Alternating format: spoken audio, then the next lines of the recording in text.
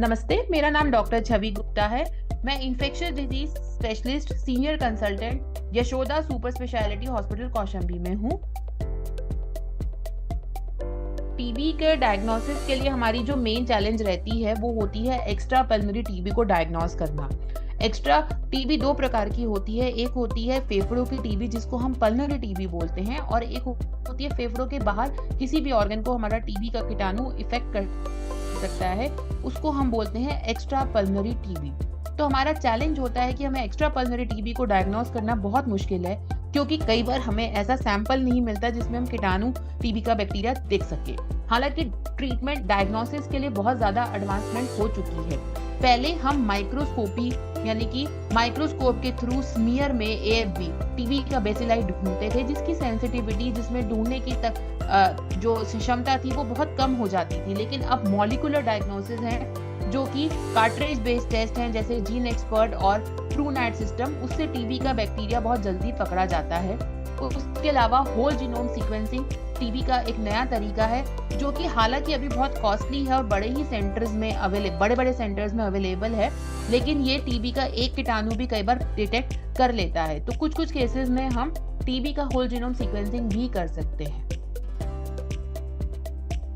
जो टीबी के जो हमारे मरीज हैं, स्पेशली फेफड़ों की जो टीबी है, वो दूसरे लोगों को फैल सकती है, तो उसके लिए आपको मास्क पहनना है। टीबी जो है एक माल न्यूट्रिशन और लो सोशियो इकोनॉमिक स्टेटस के वर्ग में ज्यादा पाई जाती है, तो न्यूट्रिशन पे अच्छे से ध्यान दें। इसके अलावा टीबी का जो टीका है, जिसको BCG वैक्सीनेशन बोलते हैं, वो जन्म होते ही बच्चे को अवश्य लगवाएं, जिससे टीबी होने का चांस बहुत कम हो जाता है। आजकल हम एक नई चीज लेटेंट टीबी यानी कि टीबी प्रिवेंटिव थेरेपी, जो कि लेटेंट टीबी यानी कि टीबी का कीटाणु बॉडी में है लेकिन वो डिजीज फॉर्म में मैनिफेस्ट नहीं हुआ, उसको डिजीज अभी टीबी की नहीं हुई है, तो उसका ट्रीटमेंट भी कर रहे हैं इम्यूनो कॉम्प्रोमाइज पेशेंट में, जिन पेशेंट्स का इम्यून सिस्टम ग्रस्त है या बहुत ही कमजोर है। ऐसे पेशेंट्स में लेटेंट टीबी का ट्रीटमेंट करने से उनको टीबी होने की संभावना बहुत कम हो जाती है। तो ये सब तरीके से हम टीबी का बचाव कर सकते हैं और कम्युनिटी में फैलने से रोक सकते हैं।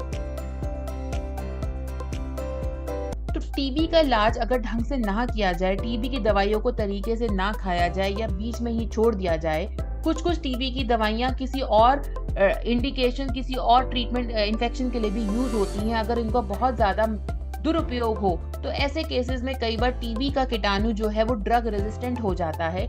इंडिया में टीबी का ड्रग रेजिस्टेंट कीटाणु, जो कि ड्रग रेजिस्टेंट टीबी जिसको बोलते हैं, वो है तकरीबन 11% एक ऑलरेडी ट्रीटेड पेशेंट्स में इसकी संभावना पाई गई है। ड्रग रेजिस्टेंट टीबी को डिटेक्ट करने के लिए हमारे पास बहुत अच्छे डायग्नोस्टिक्स अवेलेबल हैं, टेस्ट अवेलेबल हैं, और साथ ही जो ड्रग रेजिस्टेंट टीबी को ट्रीट करने के लिए अलग से जो टीबी की दवाइयां होती हैं वो गवर्नमेंट के रेफरेंस सेंटर्स में अवेलेबल है।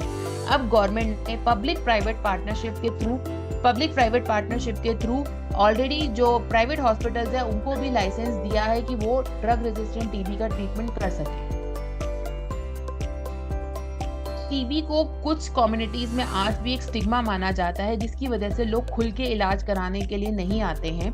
टीबी होने की वजह से लोग अपने काम काज पे नहीं जा सकते हैं, जिसको मैन पावर लॉस बोलते हैं, और जिससे इकोनॉमी पे इनडायरेक्ट इफेक्ट पड़ता है क्योंकि काम नहीं हो रहा है। दूसरा, टीबी एक जानलेवा बीमारी भी साबित हो सकती है, जो कि जिसकी वजह से मॉर्टेलिटी यानी कि मृत्यु की आंकड़े बहुत बढ़ जाते हैं। ये भी इनडायरेक्टली हमारे इकोनॉमी को इफेक्ट करती हैं।